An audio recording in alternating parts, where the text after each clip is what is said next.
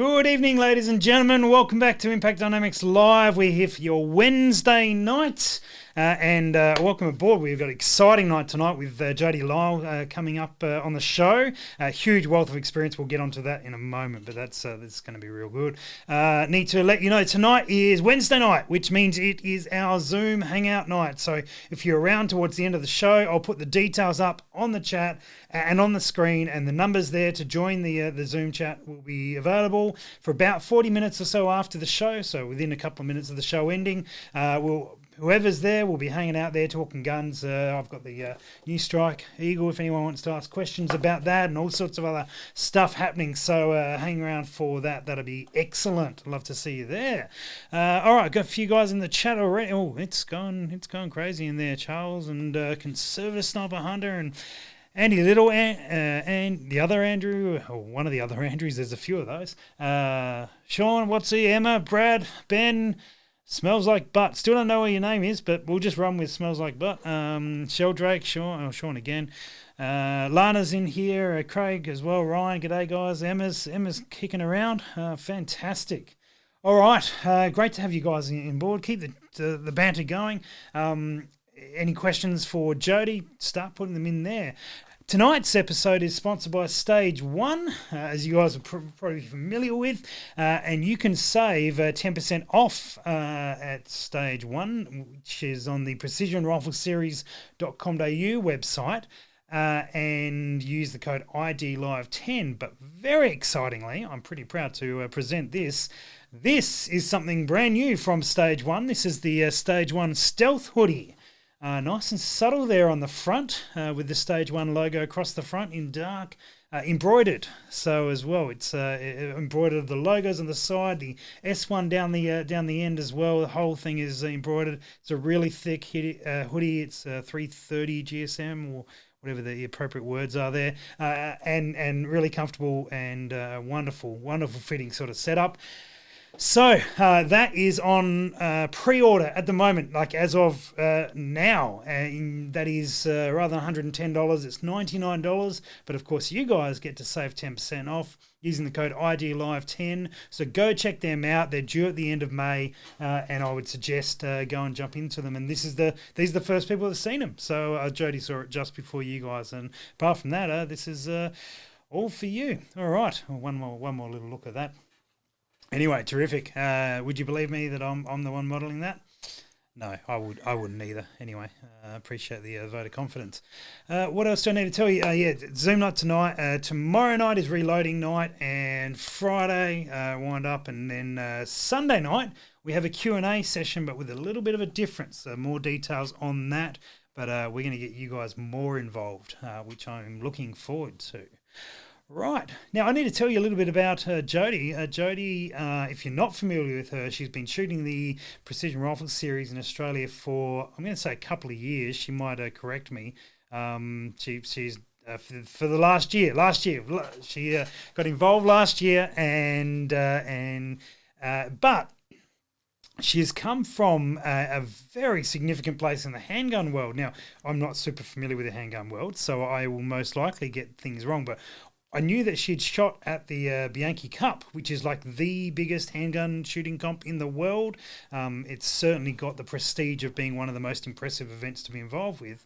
And she, if I'm looking at these details right, has been first at least one in the ladies' team. I'm now just trying to digest all the information. The point is, guys, that there is so much. Like, I'm just going to show you this. Like, these are all the achievements that she's had.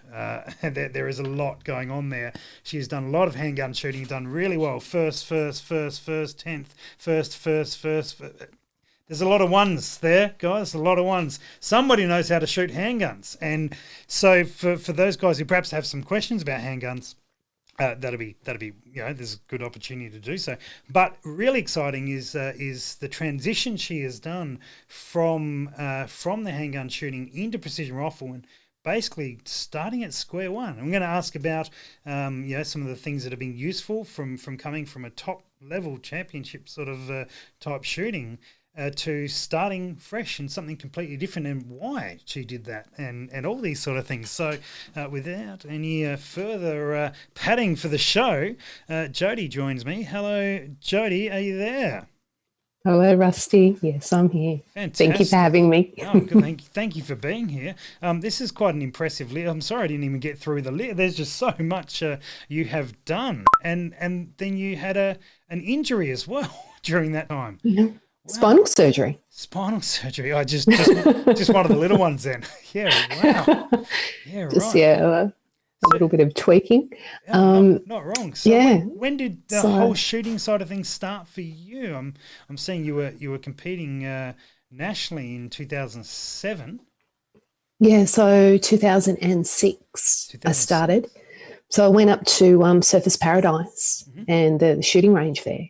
So, and got behind one of the pistols. Second shot was right on, Yep. smack bang in the middle of the target. And the guy said, "Oh, not too bad."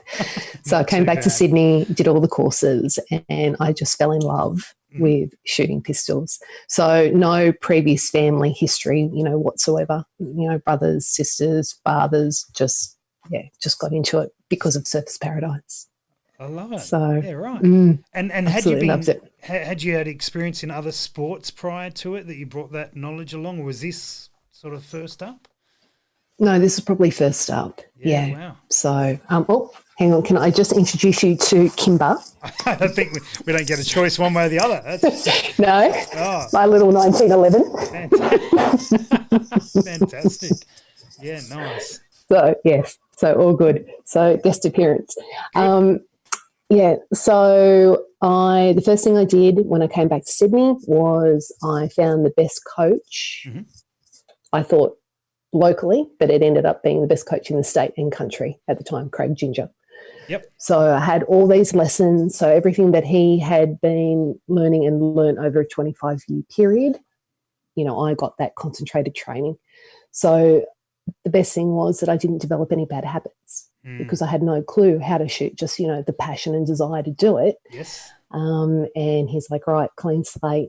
So I was very, very fortunate that I improved within 12 months. Then I was at my first nationals, in 2007. Hmm. And I was shooting. I started off with IPSC, Okay. went to the Worlds, I think in 2008, and ranked 10th there in the world. Then it was Steel Challenge, and then it was Bianchi. Yep. And I love Bianchi. Yeah. Okay. So, yeah, just it was amazing to be, amongst all the top American shooters. Mm. And, the competition, it was so prestigious.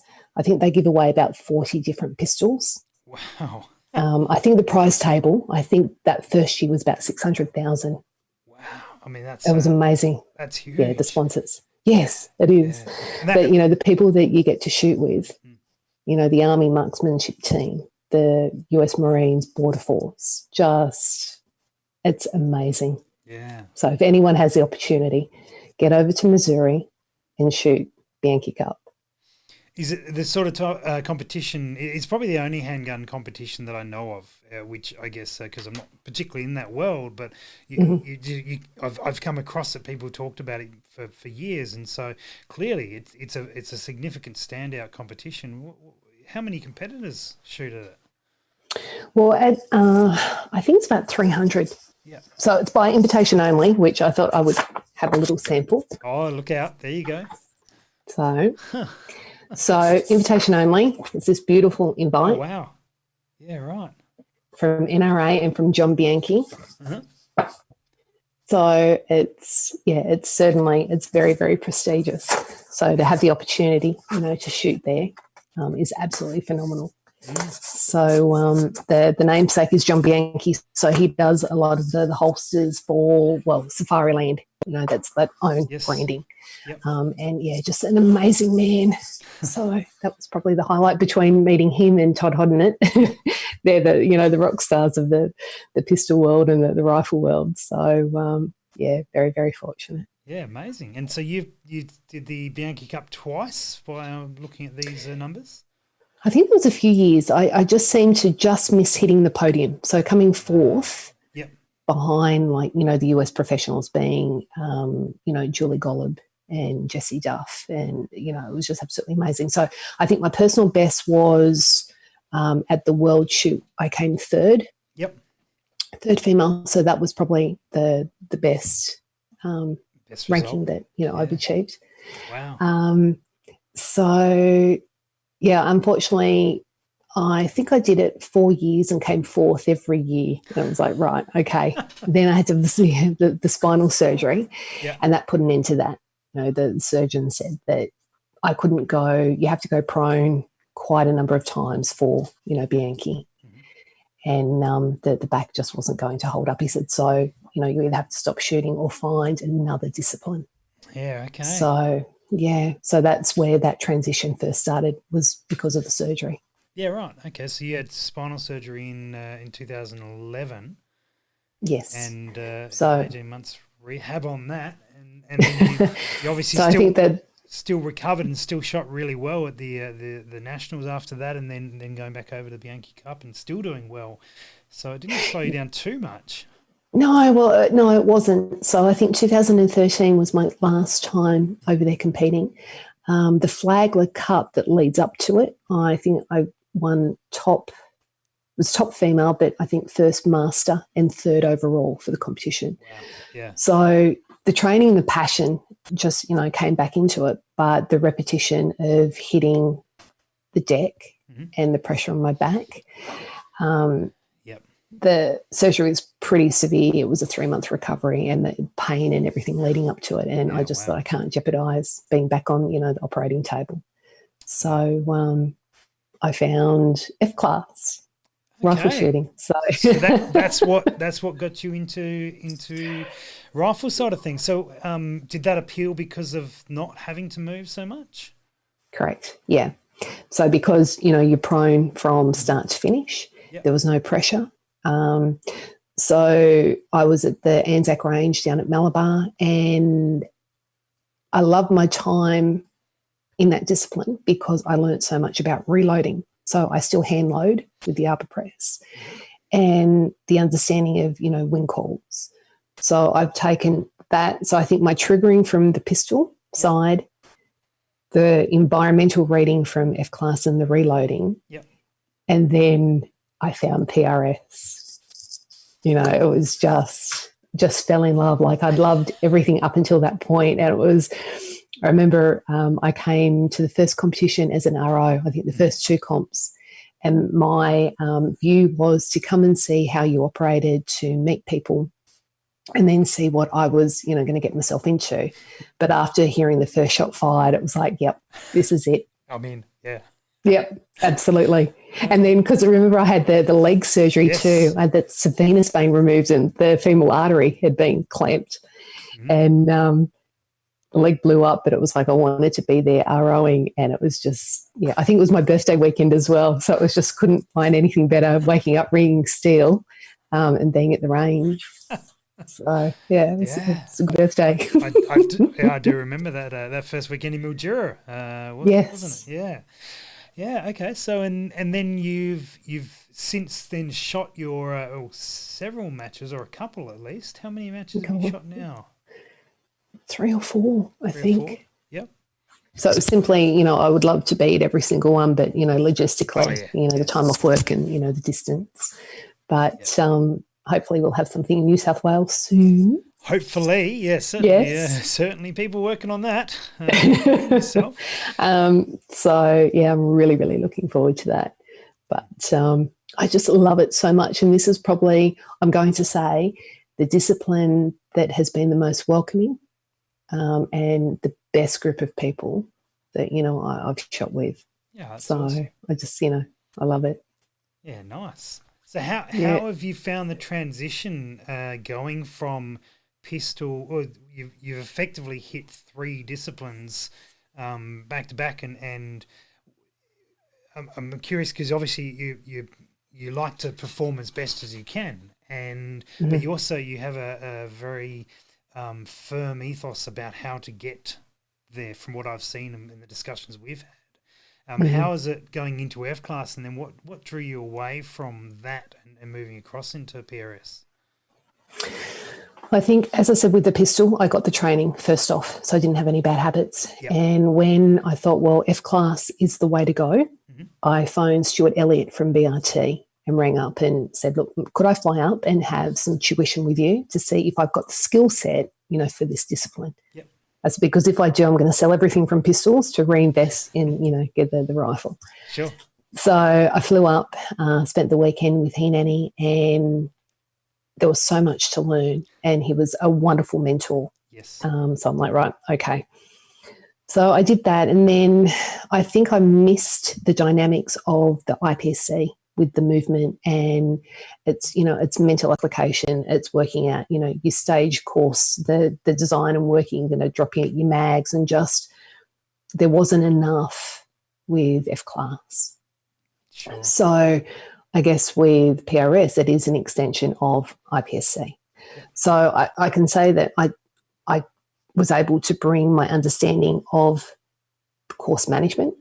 Mm-hmm. So I didn't really have to effectively learn that for PRS. However, there is a big difference between a pistol is very, it's close to you, but the rifle, you've got this extension of yourself that you have to secure a secure platform and a stable position. You have to get that before you can start shooting. So I've had, a few issues with rifle weight. So I'm running the carbon fibre barrel from C6. So that triangulation of weight has been reduced. So that's very good for my back. Yes. So then again, with coaching, I went and saw Jay Orange from Orange Accuracy. So anyone that wants to get into, go and see Jay. Big shout out. And then you get the fundamentals. And then you're really not bedding down bad habits that need to be corrected. So I think I've got sort of the fundamentals, but it's bringing it all together. And I remember my first competition, I completely sucked. The first stage was a donut. I'm like, oh my God, this is so embarrassing. Like I can shoot, but this is showing me, I can't. So it was terribly embarrassing. And then I think the second stage, I was like 50%. Then the third stage, I cleaned it, and I was just, yay, this is great. Like everyone, I've cleaned it. I was so chuffed with myself. Yeah. And then I think the fourth stage, I went back to a donut. So it was very clear. I'm going to say the gun god was like, this is what you can do. These are the two extremes. So be humble, walk off the line, you smile. It's like, I just need to do better. So, but it's just so enjoyable. Yeah. I love it. and that's what I think is wonderful to see is even and we talked about it last night, and it's come up on this show a number of times. People just really enjoy themselves the weekends, whether they perform in the moment or they don't perform in the moment, and you get disappointed at that stage. Oh, of course. And you're like, oh no, I could have done that better, and silly, But at the end of the day, you're like, oh man, that was a good day. That was good fun. I didn't hit much, but it was good. I enjoyed myself. But and that is also attributed to the people that you get squatted with, and yourself, and it's a great dynamic. So there's so much to learn, and people are so encouraging, and it's a great discipline. So I'm going to say, for the people that want to get into it, just get yourself to the club, either help an RO, just be part of it and get the rig and just get into it. It's the only way you're going to learn. And that phone call to Jay Orange. But just get into it, because it's just such a great little community and a great discipline. Well, I'm not going to jump off the Jay Orange bandwagon for the moment, but the training in general, because that's obviously been something that's really been you've been super conscious with when you first started shooting. You went, no, I'm going to get the professional coaching, and then into F class, develop that, and we were talking about it a little bit before, but one of the things, having run training courses previously, I find is a number of people think, oh, look, I'll get, it's cost a bit of money to go do some training, so I'll get myself partway along the line, I'll do what I can, and then when I sort of hit a point where I'm struggling to get better, that's the time for me to go and get some training. Mm-hmm. You disagree with that? Oh, absolutely. Absolutely. I think that you identify the discipline you want to get into, and you find that great coach, because they're going to have the right equipment that you can do the course with. It's money well invested because you're not getting to the range and developing bad habits that then need to be corrected. Yeah. Just get in there and just have that training. That's the investment. What you learn there, then you go and you train and you practice. And then maybe in 6 months, 12 months' time, go back and do a refresher course, because then, it's just about self-development. And sorry, Kimber's back in the room. But no, I think everyone should have training. Go and get some coaching, from the people that know best, and it's Scotty, Jay, whoever is out there. But no, I like to get the correct coaching first, the fundamentals, then go and practice. And then, with time, I will get better. But a lot of practice. Yeah. But yeah. So no, I disagree that if you think that you can do some self-training, but don't be fearful of it. That just go there and say, I'm a new shooter and I'm here. And I think coaches and trainers will respect that. Yep. That's how I think I was doing probably 1,000 rounds a weekend for pistol shooting. So my coach, Craig, I ended up being his training partner. He said, you turn up every weekend, half an hour before, because I'd do some drills and usually offhand shooting, because that's where you'd lose points. I wanted to minimize that gap. So you just train and go and get a lesson. Yeah. So it's the best advice. Nice. Mm-hmm. Jody, we got a couple of questions coming in, so we might hit them before we carry on. See what the people have to say, because people are enjoying it so far, it seems. Right, let's Good-o. Let's see. We need more females to participate in our sport. That's all the guys should get their wives and partners out shooting with them.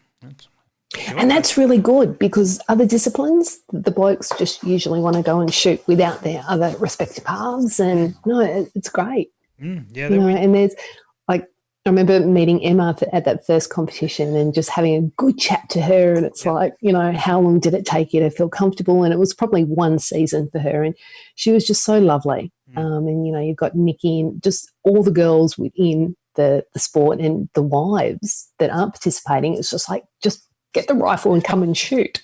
Just get involved. So, no, yeah. I also remember meeting Emma and haven't recovered since. Andy Little asks, were the skills you learnt from handgun that transitioned across to PRS and vice versa? I'm curious just to find out what did work really well coming across, and then some of the things that perhaps you thought might be really useful from the handgun side of things that you got to PRS and you applied and went, oh, hang on. No, I don't know if there are, but perhaps you can shed some light on that. I think the triggering, because so many rounds, 1,000 rounds a weekend for a training session. So Sure. I love a flat blade. So I don't have a curved trigger. I've always had a flat blade for pistol. That was, I got the Trigger Tech, the diamond, the flat blade. So I think the triggering has definitely come across, but I just wasn't prepared for the weight of the rifle and how hard it is I can look at stage design and go, right, this is what I should do. But then you put the rifle down and it's either falling forward and, it's just, you don't have that stable platform and you spend all that time. So I've really got to adapt to that. I've got to problem solve a lot quicker with the weight of the rifle. So it's very different to a pistol. So I didn't expect that. So that was very, very interesting. I think I was Richard, he was ROing and the rifle was just moving forward and I'm trying to pull it up and it was just, it's just that long extension and the weight. So, that was probably the hardest thing to adjust to. And I guess that I didn't really think I'd have. I probably hadn't thought about it, but yeah, that's a fair point. And I guess there's also the element is when you've got your I'm used to say handguns, but when you've got your handgun, you're not really relying on a lot of stuff to rest on. It's all about how you hold it and your grip and your position and your stance. And running then, with one hand, and absolutely. Whereas now with the rifle, it's this thing that does its own thing, and you've got to sort of work around it to some degree. You're right. Well, the pistol's part of you, but the rifle's an extension of you. So it's a good way to think about it. Yeah. Yeah. Huh, fascinating. So there you go, Andy. Good stuff. And actually, I'll build on that because he's put a vice versa in there as well. Like if someone is shooting, I know there's a number of guys who are shooting PRS who want to go down get their handgun license and give that a go. Is it sort of just that reversed, or are there some advantages of having shot some PRS that you could see translate well?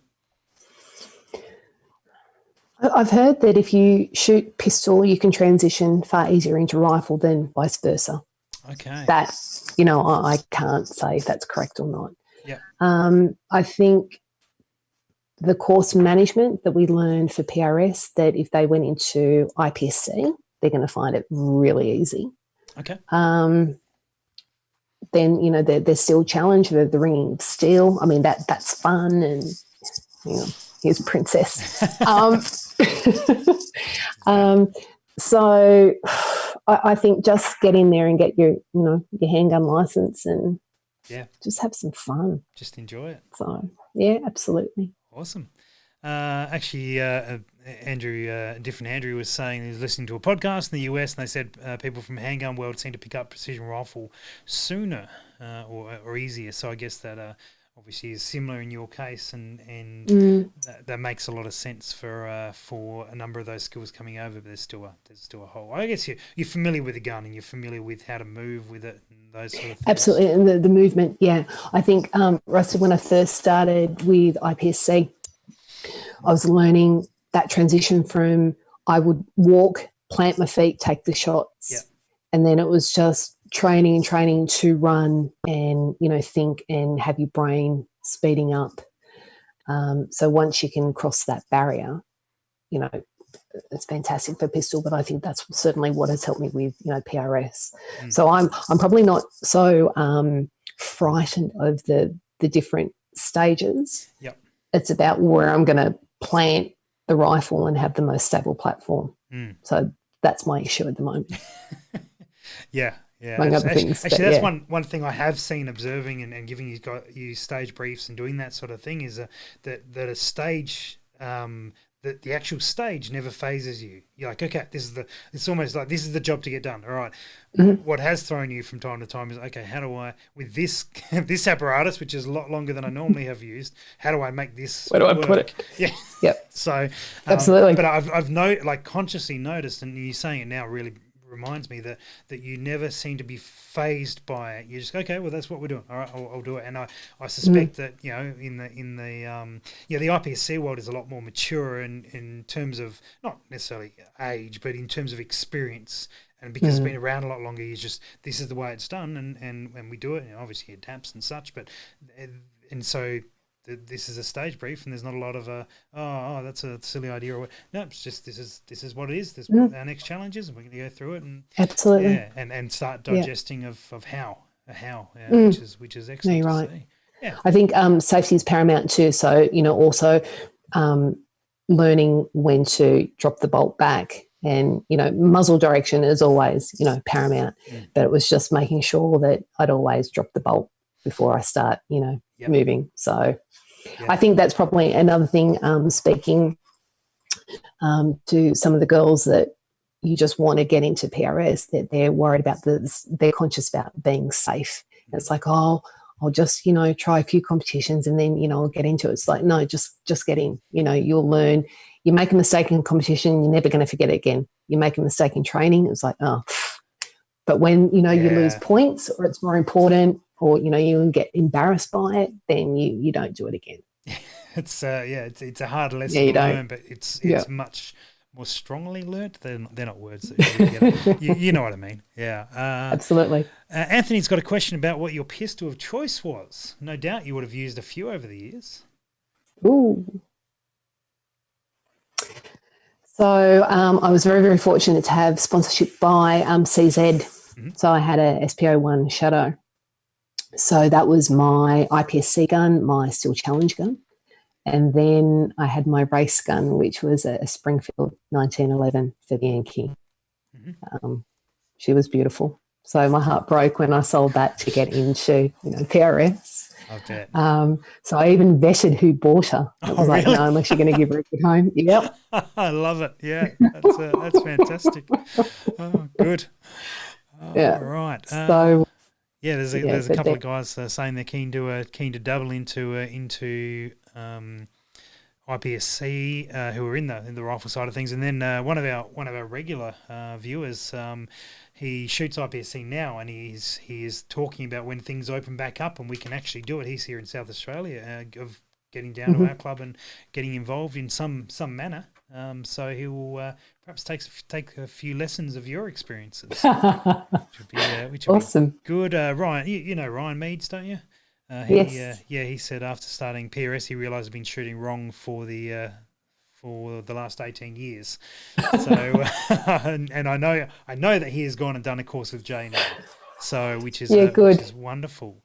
This question: how old were you when you first fired a firearm for the first time? And I guess that was that at the Gold Coast? That was 2006. Yes. So I'll tell you the year, but not my age. So 2006. Oh, so like definitely underage. Absolutely. Yeah, that's what I thought. Yeah, good. And obviously you enjoyed it enough to then seek out training. Oh, absolutely. It was like that second shot being in smack bang in the middle of the target. And it was like, oh, I've just, this sport has just chosen me. So I came back and did all the courses and, found the coach. So I was hooked. Yep, absolutely. Emma wants you to teach her how to shoot pistol. Well, I'll teach you how to shoot pistol if you show me how to shoot rifle. What a team. What a team. Yeah. Just be careful if she's had a few drinks, Jody. She does make bets. Okay. As we have found out. All right.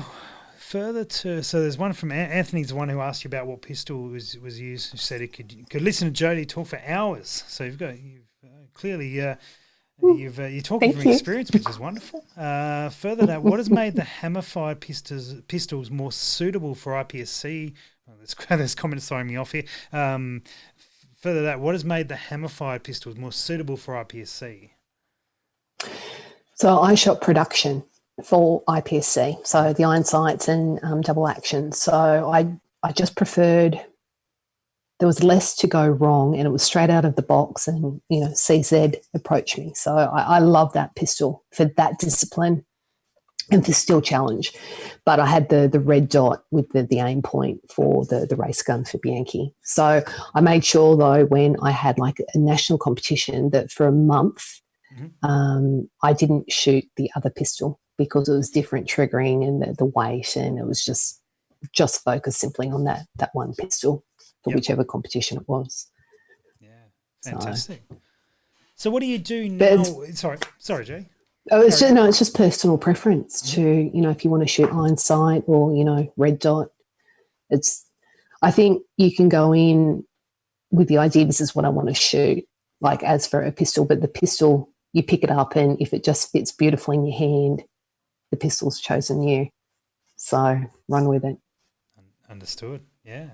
Mm. So now when you're getting ready for a PRS match over here, well, not now, but soon, hopefully, what process do you go through? Because no doubt you've obviously been a very high-level competitor, so I imagine a lot of stuff comes down to process and repetition or checklist or whichever it is that you do. What does that look like when you're getting ready for a match? I have OCD. So, gotcha. Yep. So I do everything twice, and I have my process for everything, and that's why I'm just so pedantic with my loading. So doing, the hand loads, but it's about focus. It's about having data sheets. It's just going through the book, going through the Kestrel. Like, data is everything to me. You've got to make sure good data goes in, so you get good data out. So I think poor Jay has pulled his hair out on a few occasions with me. It's like, unless the data matches, it's not right. And he's just like, but yeah, process is everything. And I think with how I conduct myself and with training, that because I have such a process that I'm either doing everything wrong or everything right. And that's a good thing, because then you can reverse engineer and go, well, where am I going wrong? You identify that and then everything's fixed. So I know that I've got fantastic equipment.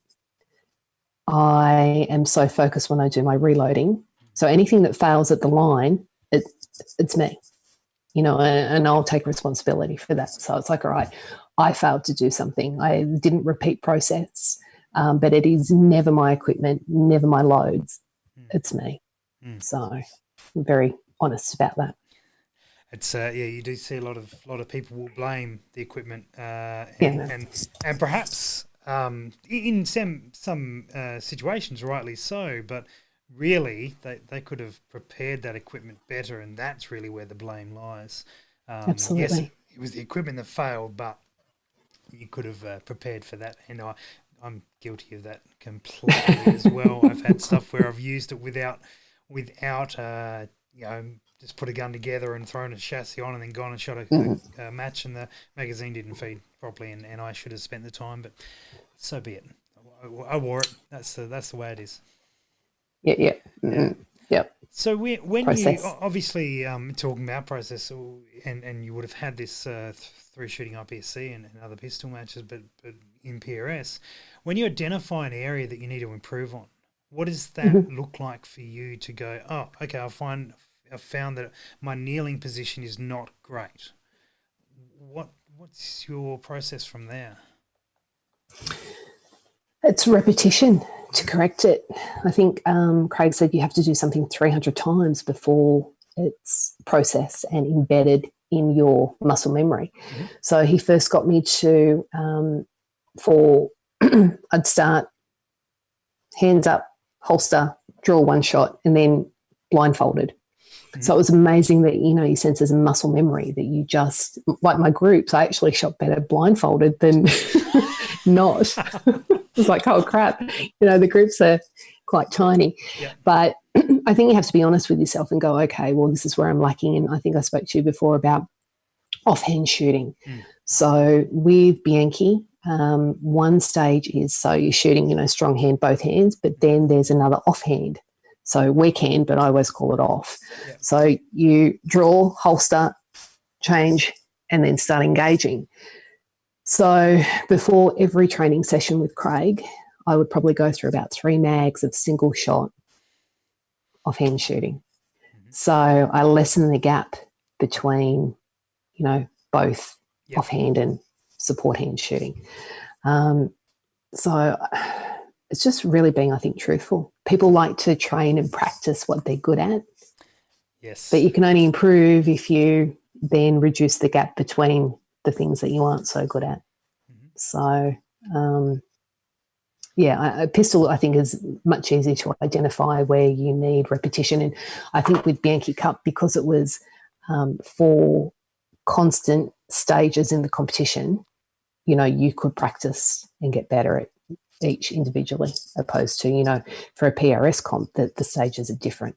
So, I think it's easy to improve and see improvement with pistol shooting. Yeah. I do think that one thing that's not super prevalent here, but it's starting is at the club level. It's not uncommon for us to run a particular stage regularly, every month, and so when you get that opportunity, exactly, you get to benchmark yourself on how you went the previous month and how others are going, and how you can see that. Whereas when you're shooting the national events, they're obviously very different, and you won't get to everyone. You get to every second or third one, and so it's harder for that consistency. And hopefully, not too far away, there will be more clubs present around the country. Which will allow more people to do. It's certainly going that way, and allow more people to do that. We're very fortunate here in SA, and know the Darwin guys and Victorian guys are starting to get that. Or the Darwin guys have for ages, and the Victorian guys are starting to get that as well. So we and Queensland have been doing it for a couple of years. So we hope to see more of that to be able to do what you're talking about. So, but you're identifying an area and then, I guess, work a drill around it, or some sort of process that just hammers that particular skill set extensively.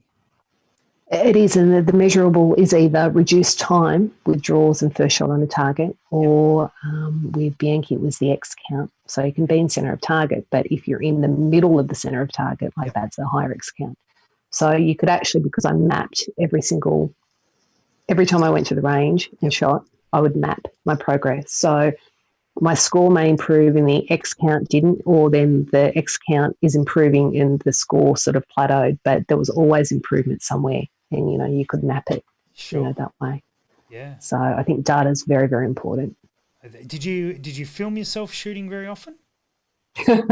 My coach did. It'd be like I'd do this stage and think, oh, I did that really well, and then he'd replay it and go, oh crap, like, is that me? I thought I was really smooth and fast, and oh my goodness, no, I wasn't. When I first started, I had to have all the knee pads and the elbow pads because you have to go prone on, gravel and rock and concrete, and so skin off everywhere. And then we just kept practice over and over again. Yep. And then, I could go prone without any assistance and didn't graze my elbows or my knees but it's just repetition, good form. You identify a good process, good form, and then just, repeat. Fantastic. Do you some questions coming through? Do you still shoot pistol? You still do that on any sort of regular basis? A little, not competition, but I'm thinking about getting back into steel challenge, and also I had thought about Bianchi because I went over to Vegas for SHOT Show. Yep. Had a wonderful time, and catching up with a lot of the Bianchi shooters. Mm-hmm. I just don't know if I could perform at that international level again after having surgery, but the passion is there. So I don't know. We'll see. Stay tuned on that one. Yeah, okay. Absolutely. Yeah, but it would be no doubt you would have to put, because you have to qualify or imagine for the Bianchi Cup, so you need to be shooting at a reasonable level. Yeah, you do. A former teammate, Sherry Blake, just amazing, and she's, I think, won the last couple of years Bianchi Cup. Wow. So it'd be great to go back over there and shoot with her. Yeah. So I think the wonderful thing about Australian competitors, I think we're that passionate and we love it.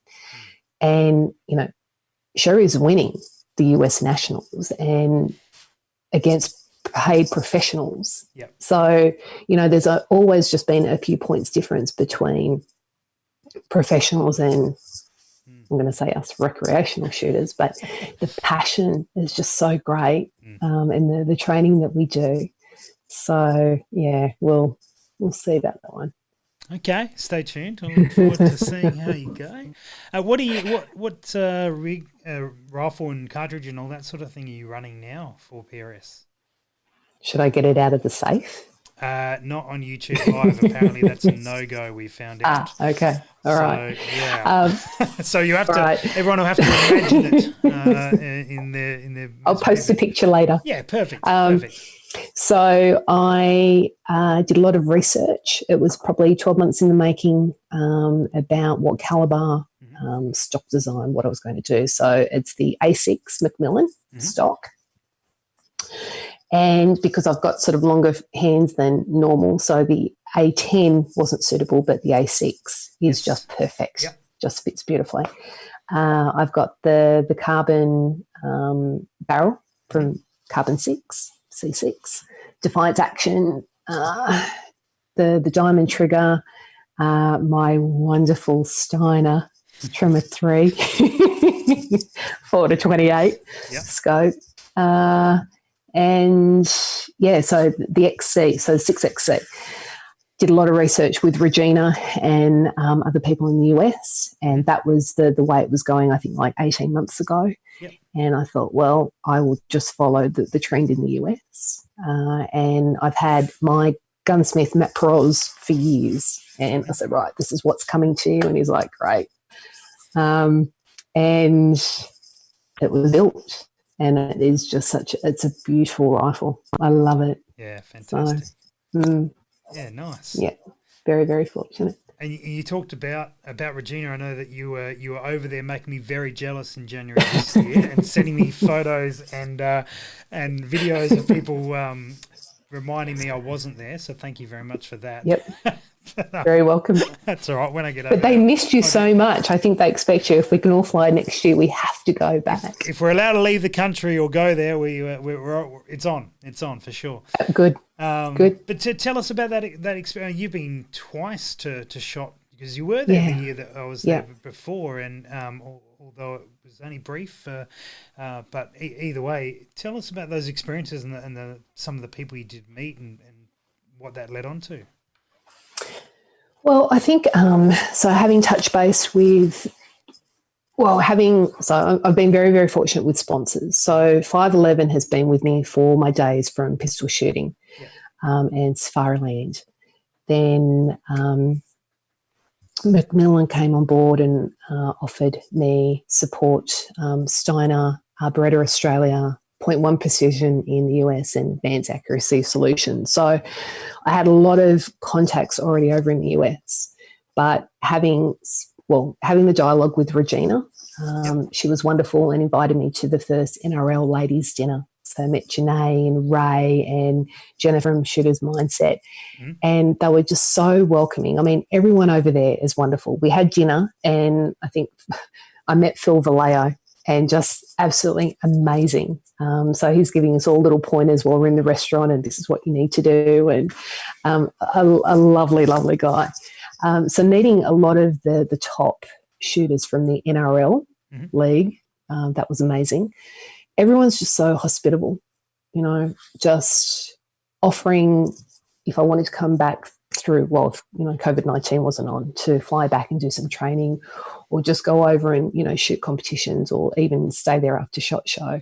But as you know, how welcoming they are, and just they're great. So it's even more, exciting that I do want to go to the US and do some shooting over there. I think I would learn so much from them. But they're wonderful. Met Todd Hodnett as well, which was, that was the highlight. Met the guys from Weebad. It's just, I think once... They're good dudes, just a quick shout. They're good dudes. They're real. We happened to sort of bump into them on at SHOT because they were on the stand that was designated rifles only. We thought, we'll go around and meet Jacob and Lisa, and went around there and went, that's you don't look right. And it turned out that they took over the stand because Rifles Only crew couldn't get there. And anyway, and then Robert said, I listened to your podcast. Great to meet you. And we ended up, they said, look, anytime you're nearby, hit us up. And we're like, you know what? We could sort of make that work. So like 4 days later, we rang them and said, all right, we can be in College Station in Texas in like 2 days. Do you want to meet up? And so we did. We dropped in there, did a podcast with the boys, had the whole tour of the location. Then they took us out for some of the most amazing Texas barbecue. It was absolutely brilliant because Robert actually cooks, competes. He doesn't actually cook outside of competitions, basically. And I had it couple of years ago at the finale in the US, and it's phenomenal food, but of course he knows where to go to get very good food. Right. So if you ever have the opportunity, Jody, and the Weebad guys are around and they're offering Texas barbecue, take it and bring a friend. Yeah, absolutely, because it's real. Wow, they know their stuff. But anyway, sorry, carry on. Absolutely no. Well, it was funny because I had the map for SHOT Show and I was working out where I was going to go, and I wanted to go to their booth, and I just couldn't find them. And I looked at the numbers and I was walking back and forth, and I think on the third attempt I was looking on the floor and looking at the numbers and finally found where they were. And I looked up, and they said, "Oh, hello," and I'm like, "Hi," and they're like, "We've seen you walk up and down, 3 times. Who are you looking for?" And I said, "Oh, Weebad," and they're like, "Well, that's us." I'm like, "Where's all your signage?" And it was just like this little signage, and I said, "You need to tell your boss, you're branded as black and red. That needs to be in a prominent position." So I'm going rah rah rah rah rah, and then I looked and I'm going, "Oh crap. It was David and Robert. Yeah. They're like, right, we'll take that on board. So, yeah, they're just they're lovely, good sense of humour. Yeah. But I love the US. Yeah. Just love it. Yeah, no, So there's some excellent people, and particularly I think I don't know quite how we've managed to score it, Jody, but this community both here, overseas, and in other countries beyond those, from the people I've spoken with, just attract brilliant people. So absolutely, however we're onto that, we'll keep that up somehow, and yeah, it'll be good. And I think certainly as sports develop and grow, they certainly develop their culture early on, and hopefully we're in a good position with that. One question I forgot to throw to you that was regarding your rifle. Do you know how much it weighs off the top of your head? No, I don't. No? But it would be under, I think, 7 kilos. And I say that because my weight bearing for my back is only about 9, and I can throw that round pretty well. Okay. So okay. Yeah. So I mean, it's certainly on the rifles that we would see normally on the line. It's one of the lighter. Absolutely. Lighter guns. Yeah. And obviously the 6XC helps with that being a pretty low recoiling gun. Absolutely. And then with the muzzle brake on top, it's yeah. And you can stay on target super comfortably doing so. There's a little extra work, but that is the opportunity cost of shaving down the weight, that I've got better mobility and portability with the lighter, that I just then have to, focus on that second shot. But no, I can. Yeah, absolutely. And that's one thing. Look, I don't know if this is overly present in the handgun world.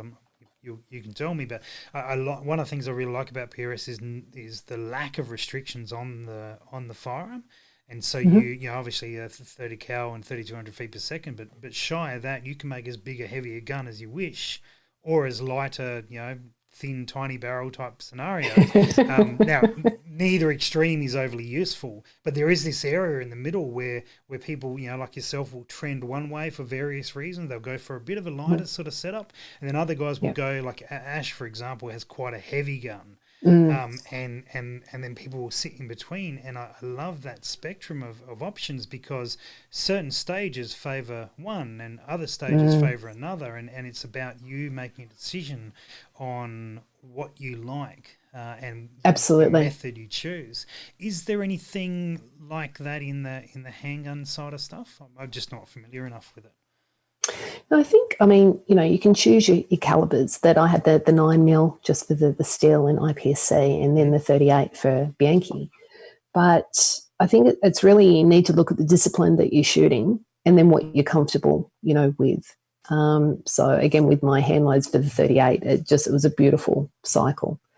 So I think you just have to work out. It's always about, I think the gun or the pistol, the rifle chooses you. You can go in with one, preconceived idea, and then you get chosen. So it's that, and then understanding and being, I think, respectful to the firearm, to what it likes to eat, and then you make the loads accordingly. Yep. So yeah. I think one thing on the weight side of things with the rifle is a lot of people sort of just look at it as black and white, a heavy or light gun, but what often is talked about is the balance of the gun, of where the balance point is. Is that something you took consciously when putting that gun together? Matt Proles took care of all of that for me. Yeah.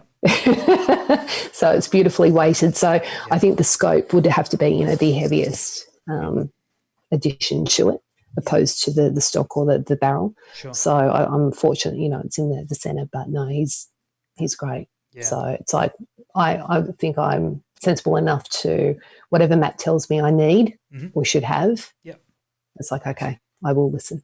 Yeah, sensible. As you talked about mentors, and they don't just exist in the training course. This is often a longer term relationship and that side of things. Yeah, because I think a lot of people who are getting into it think, oh, a big heavy gun, and they start either getting a big barrel or they put weight in the stock or something on those lines, and end up with a really unbalanced gun. And they could go with something a lot lighter but a better balanced gun and would shoot a lot nicer. Oh, absolutely. Or they could go quite heavy, but if it's balanced correctly, you don't feel, if you've got some strength to it, you don't feel that weight quite so much. unless it's unsupported. No, you're right. I think for people that are light at stature, like I don't have the upper body strength as, you know, a lot of the guys do. So, I mean, I would prefer to run a steel barrel. I had the Bart Lane before, but now I've gone to the carbon fibre. Yep. So, you know, there's negatives and, you know, pros and cons to all of it, but I know what I've foregone with weight that gives me the mobility, which, you know, I need. But I think it just comes down to, you know, your personal needs and what you feel comfortable with. Yeah, fantastic. What you enjoy. Jody, we're not far off wrapping up. So if anyone's got a quick question for Jody, chuck it in now because we're almost done. But I guess, Jody, last night we had a bunch of people on the show talking about how they got started in PRS, and we've covered that, I guess, fairly extensively tonight with you in depth, which is excellent.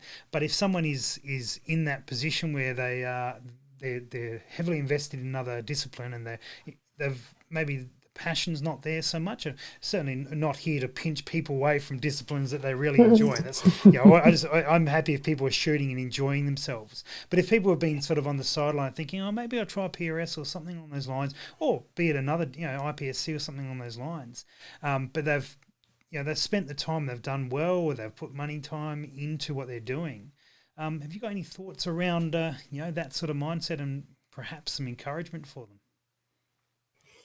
Well, you know, I love your website that you have by state, you know, which clubs you can, you know, contact. So I would say just turn up at a club and say, I'm a new shooter, I'm interested in this discipline, you know, when can I come and, you know, try if you've got a house firearm.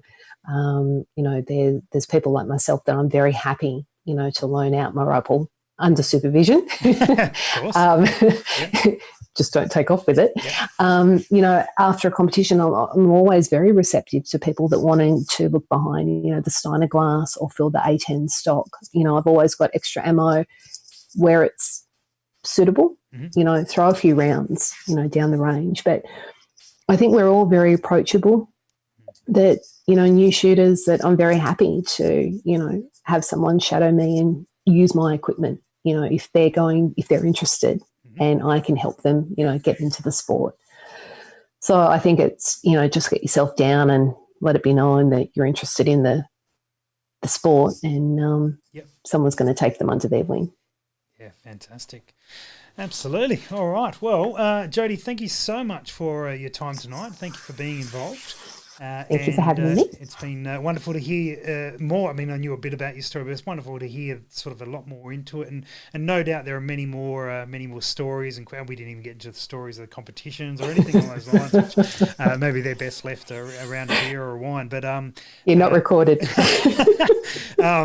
So I look forward to, hopefully in due course, so we'll be able to get out to matches soon, and no doubt people will run into you, and I know you're always up for a chat and sharing advice and your experiences, that you're always very open about that stuff. So it's been great to have you on. Hopefully people can connect with you as well, and see where we see each other next time on the range. So I look forward to it. Fantastic, Jody. Thank you so much.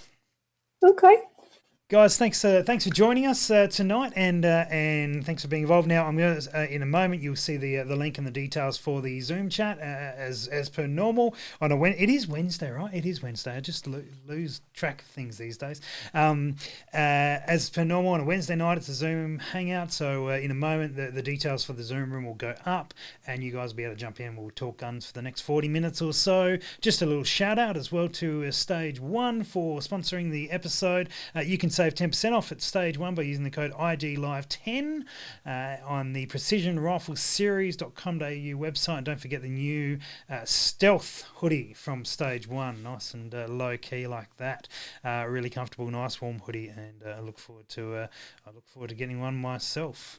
Excellent, guys. Thank you so much. We will be back tomorrow night to talk reloading. We will see you in the Zoom chat.